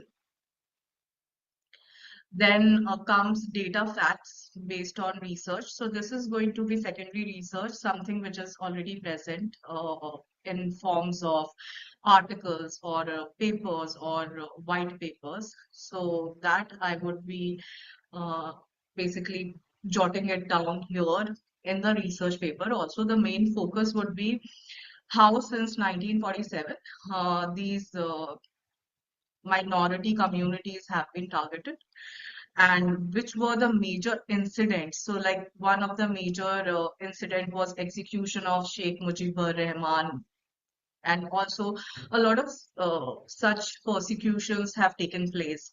Then again, the second one would be, it's just an example. There are a lot of persecutions which have happened over a period of so many years. But recent coup and how after that also a lot of persecution took place. Then the conclusion and what I'm trying to drive from such this kind of research is how can social political stability be maintained? So social comes from the point of view that minorities can live in that country securely without being targeted, and political stability is essentially government functioning properly, no coup kind of situation happening, and total freedom of speech, no dictatorship. So these two would be the major, I would try to conclude them in my research paper. And yeah, then sources and references. I would request the faculties, the experts, to share their valuable suggestions. How can I make it more in-depth? If I'm missing something, also how can I go about it if there is a particular, probably, a particular research where I could, which I could follow or something like that. So yeah, that's it about this presentation. Thanks a lot.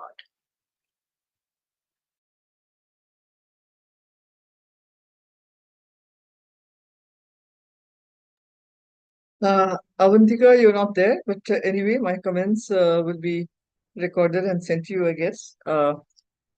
First of all, your topic is kind of, you see, it's value loaded. I mean, you start with never-ending, no research paper really starts with that never-ending persecution. That's more like a newspaper article, all right, which uh, well, which can get away with any kind of thing. But a research paper should not really start with never-ending persecution of minorities in Bangladesh. Now, which is actually telling you what you're going to write about, all right? So you can write about minorities in Bangladesh, and your canvas is very broad. You're going back way back historically, all right? And more to the point, half the population of, well, I'm not sure what half, but well, quite a bit of the population of West Bengal hails from that site, all right? Their progeny. There are areas here which basically where they settled, which are still settled by them. And in fact, Jyoti Basu himself was from East Bengal, all right?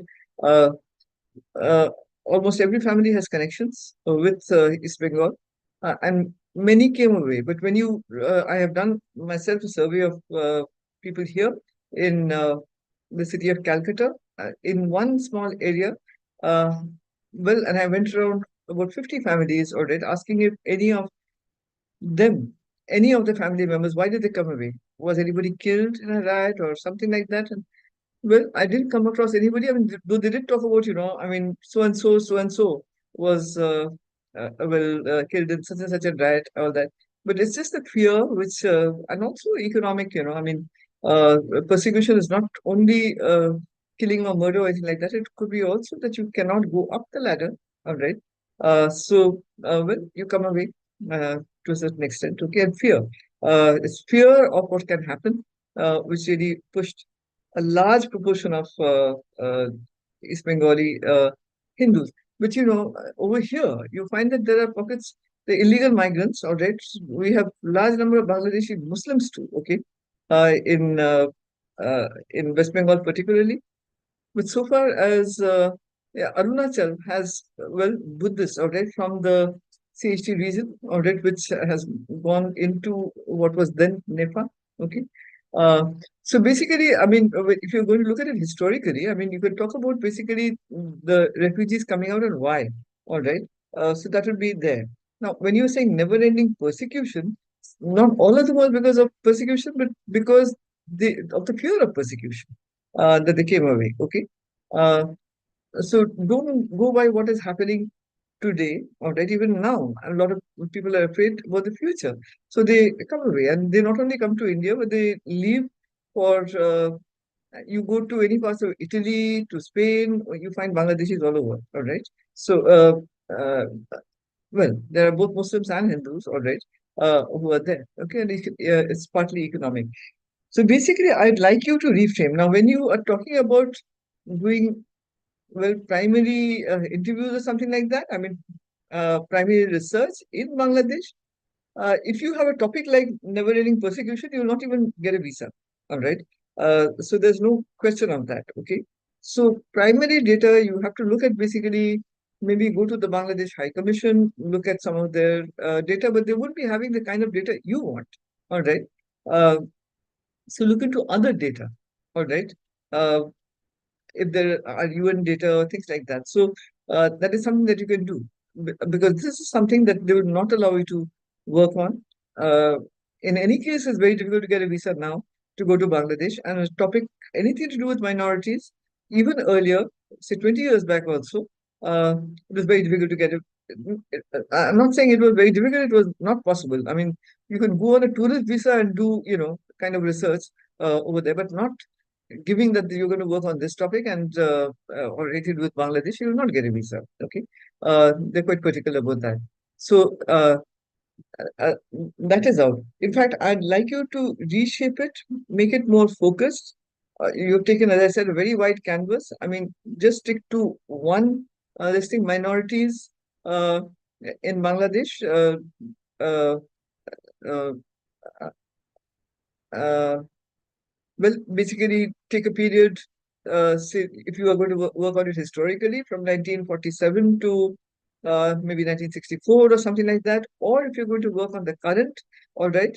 Uh, and the other part that I found was that you are not really analyzing, because Bangladesh was very much part of, East Pakistan was very much part of India, all right. And the two Bangladesh in 1905, there was this, well, uh, anti-partition movement, as you know, the Swadeshi movement, all right, which was there. Bengalis on either side did not want their Bengal divided, all right, and it's the same Bengalis who in 1947 ultimately went for a divided Bengal, okay, but in 1905 they talked about unity. They had wanted basically both Hindu, Muslim, and all that Rakhi Bandhan and stuff like that, which happened. So, uh, uh, so basically, it was the Islam that was followed there was kind of syncretic. All right. So you have to analyze what happened in between. All right. Uh, uh, whether it was a land question, whether it was an economic question, whether there was money coming in from the Middle East, or that which brought also a kind of Islam which was very alien to the syncretic Islam that was followed over here. Okay, uh, so it was more like the Saudi Islam, which was being brought along with the money that was coming in to Bangladesh. Okay, so basically an analytical work, all right, which can be done, all right, because when you're talking about Bangladesh, pre 1971, there was no Bangladesh, it was East Pakistan you're talking about. Okay, so take a time period, uh, and maybe, uh, and Mujib, by the way, was not minority. I mean, talking about the execution of Mujib, that was for a political reason. So basically, political, economic, uh, other factors, all right, cultural factors, Islam, all right, among them, okay, uh, the changing nature of Islam, how far that has impacted, all right, as such, the minorities in Bangladesh. So a topic which says never-ending persecution is not really a research topic. Okay, do you get my point? If this can be conveyed, Priyanka, to her. Yes, ma'am. Okay, we'll convey this to Avantika ji. And we have another video sent by Ms. Dakshita. She's also not present in the session, but she has shared her presentation. So I'll just put that up.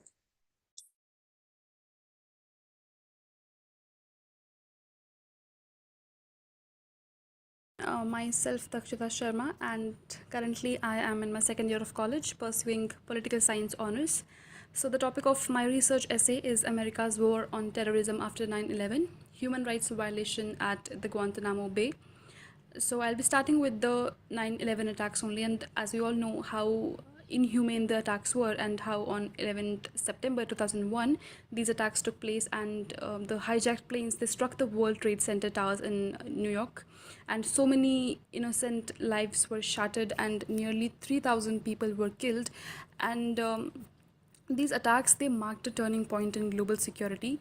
And after these 9/11 attacks only, the US government, they led this war on terrorism, this war on global terrorism, and so many counter-terrorism policies were introduced. And in this research essay, I'm going to delve into how this affected the global terrorism, how it affected the international relations also after the 9/11 attacks, and how it became a major issue, the terrorism.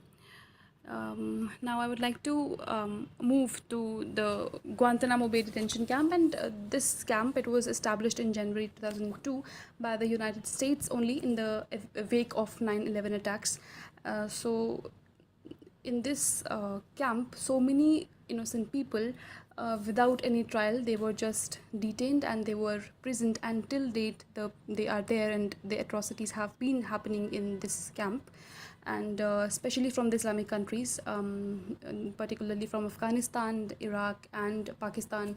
The Bush administration, they designated detainees as unlawful enemy combatants, arguing they were not entitled to the protection of the Geneva Conventions, and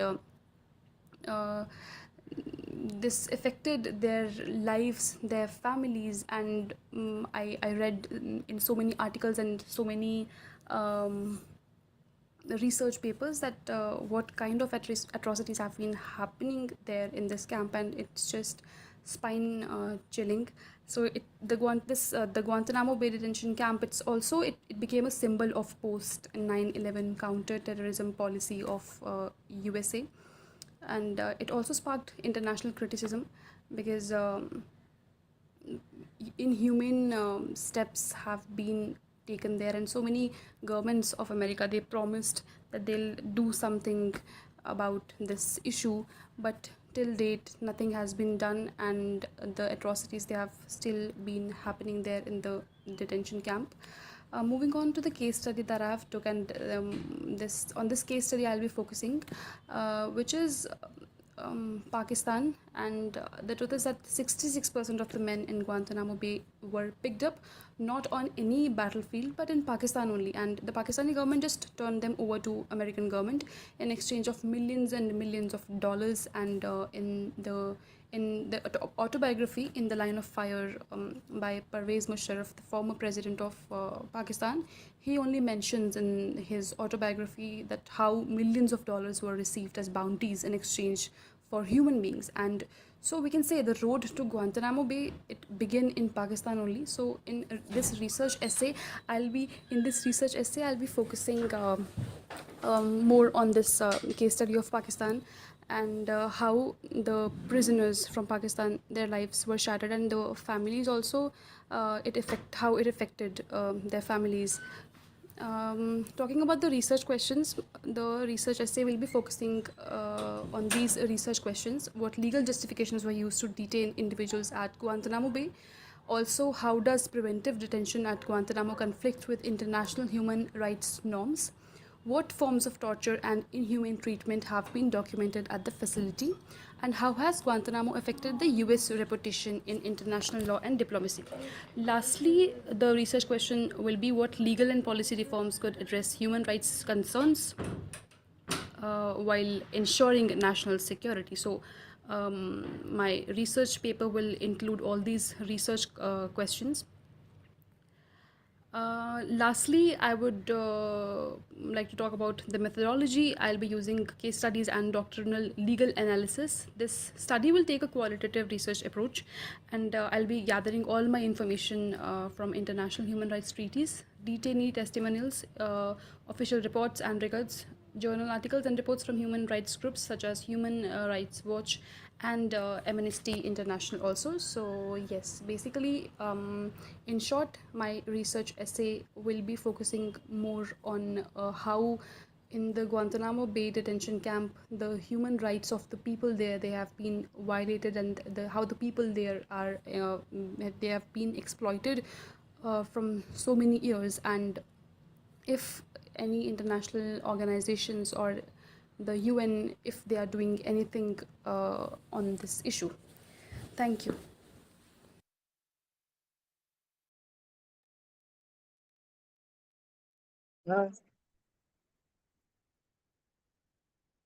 Thank you. This is a doable paper, definitely. But again, over here, I mean, there are, let me just point out, I mean, why don't you focus it a bit more? Say, international conventions and human rights in the United States, a case study of Guantanamo Bay, all right? Rather than, in fact, taking Pakistan as a case study, and basically it seems that your source will be Pervez Musharraf's book, all right, which is not enough, all right? Now, basically, analyze your research questions are fine, and if it that is how I was thinking of the topic, all right? Uh, International conventions and human rights in the United States, and your case study is Guantanamo Bay itself, whether the United States follows, all right, international conventions regarding human rights, okay, and where it violates. So basically, that will make an excellent paper rather than going all over the place, bringing in Pervez Musharraf's book, Pakistan, where they were taken. So basically, why don't you just twist it around a little bit and focus it a bit? Yeah. Thank you. Thank you, ma'am. Last call, if anybody else is left to present, please either you can raise your hand or you can unmute and tell us.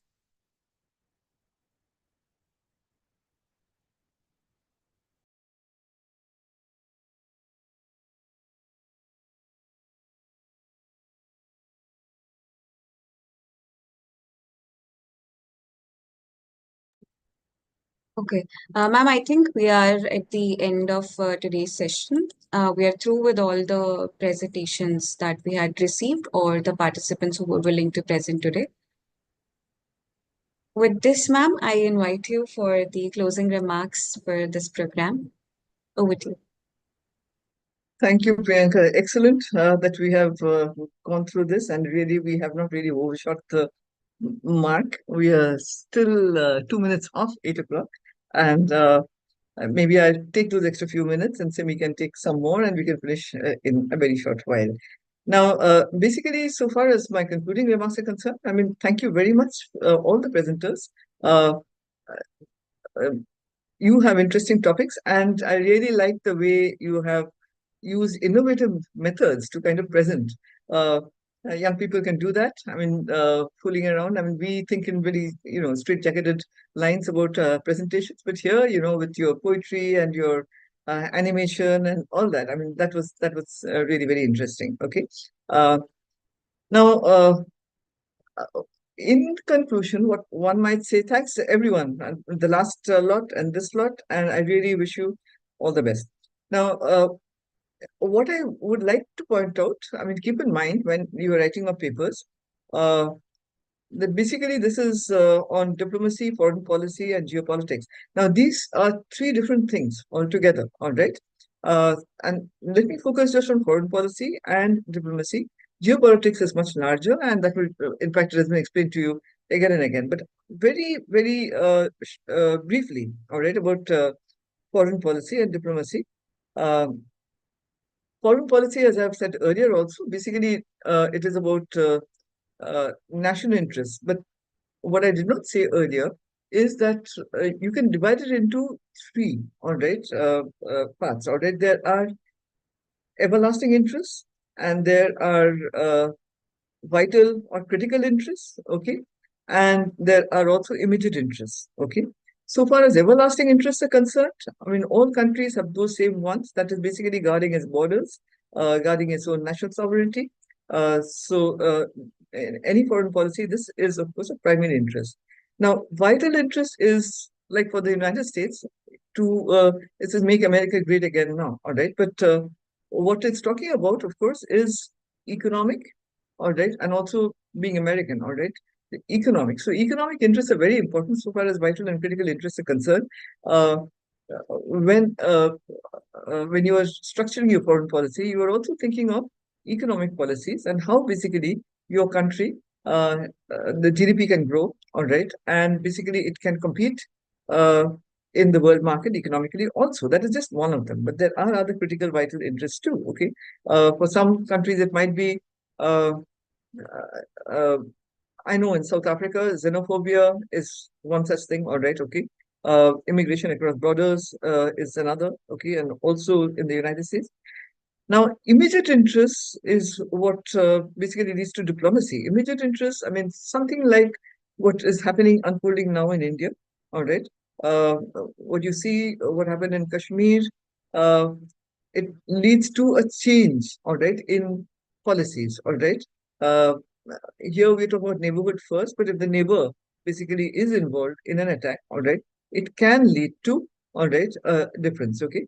So, immediate interest well shapes what the current policy is all about. All right. Okay. Let me give you the example of the United States primarily because it is well, for them, foreign policy is very important, and from there you get all these theories about realism and all that. So when the United States actually, when it was a very new country, it came up with the Monroe Doctrine, all right, and that was immediate interest, all right, to keep the European powers out, well, of its this thing. But as it began to grow, as it began to industrialize, okay, uh, well, towards the end of the 19th century and the beginning of the, okay, you find an expansionist American policy. All right, it began to expand. Okay, not only to its neighbors, Samoa, Guam, all right, which is now part of that. Okay, Hawaii, all right, and as well, Philippines also. Okay, so basically, it began to expand. So it was expansionist. All right, and then comes the First World War and the Second World War. Between the two, all right, again, it basically decides not to, all right, get involved in this thing. So it has an isolationist policy. And this is again, I said, immediate interest. Okay. This is what drives diplomacy. I mean, the kind of theories which come up, or rather basically the kind of uh, policies which come up are immediate policies. Okay. Then you have the Second World War, and then you have what? The rise of the Soviet Union. So a policy of alignment, allies, blocks, and you start with the Truman Doctrine, okay, which completely changes the immediate foreign policy. But the enduring interests are very much there. The vital interests are also there. But so far as immediate is concerned, all right, there is a change, okay, reshaping of policies, all right. Uh, in India, if you kind of come back to that, all right, come to our part of that, the country. Well, we became independent in 1947, so we can think in terms of a policy which was developed, all right, by uh, largely Nehru, all right, Jawaharlal Nehru, and that was non-alignment. And basically, this was again immediate interest.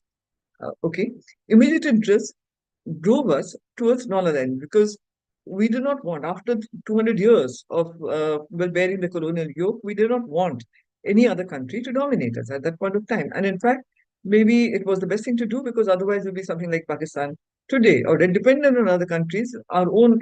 And well, the vital interests come in, all right, within this thing, you see, Mrs. Gandhi changed it a little bit, all right, so that we could develop our own industries, all right.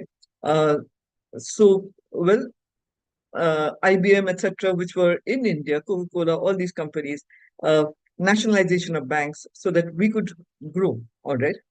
But when it comes, again, immediate interest drives policies.